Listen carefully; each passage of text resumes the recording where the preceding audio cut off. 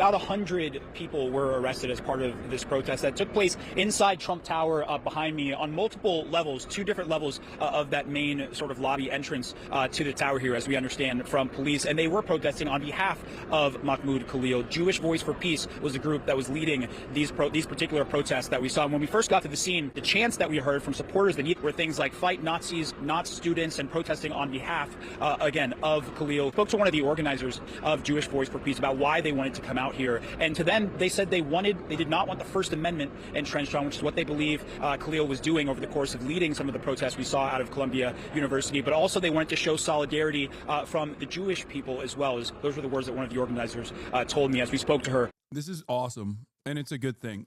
I think civil disobedience and getting arrested, especially for groups like Jewish Voice for Peace, is an incredibly important tactic. I think it's the appropriate thing to do. I think it's the right thing to do. And I think that they are incredibly brave for putting their bodies on the line like this and using their privilege. The reason why I say that is because a lot of this conversation in the Western world revolves around how this is a Muslim versus Jew situation. Okay?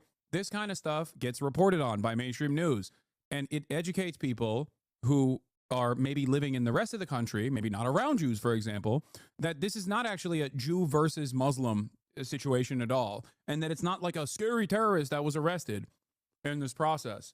It reinforces that reality that this is about people's collective conscience and has nothing to do with like their ethnic background or centuries old Islam versus Judaism battles or whatever the fuck.